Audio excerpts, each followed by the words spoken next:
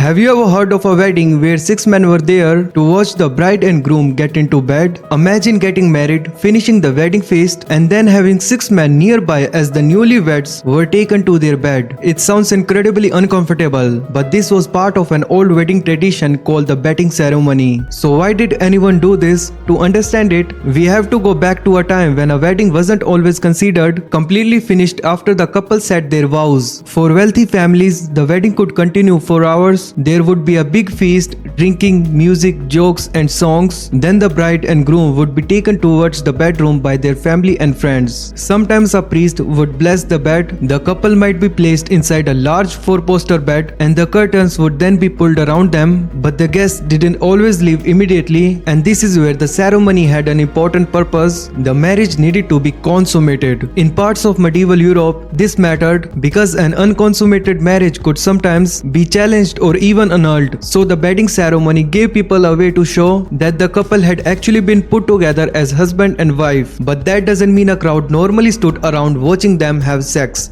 In many cases, the guests simply stayed long enough to put the couple into bed and then left them alone. One famous English example comes from the wedding of Prince Arthur and Catherine of Aragon in 1501. After their wedding feast, Catherine was taken to bed by her ladies, Arthur was brought in by his gentlemen, and the Bishop of London blessed the bed and prayed for their marriage. Then the couple were left alone. But in Iceland, things could be even more formal. Medieval Icelandic law connected marriage with the bedding ceremony witnessed by at least 6 men. So those 6 men were not simply there for entertainment. Their presence could help establish that the marriage had actually taken place. And there was another reason these ceremonies mattered, especially for powerful families. A royal marriage could join 2 families, settle political deals, or decide who would inherit land and titles. If someone later claimed that the marriage had never been completed, that could create a serious problem. So witnesses could matter. And then we come to one of the strangest stories about bedding ceremonies, the bed sheets. You may have heard that the sheets were checked for blood the next morning to prove that a bride had been a virgin. There were certainly strong beliefs about virginity and blood, and some historical accounts mention blood-stained sheets being treated as proof. But this was not a universal rule across Europe. The traditions changed from place to place and from one period to another. What makes the bedding ceremony so unusual is that something we now see as completely private could once be connected to the whole wedding. The family celebrated it, the guests took part in it, and in some places, witnesses helped confirm that the marriage had truly begun. Today, most people think a wedding ends when the couple says "I do,"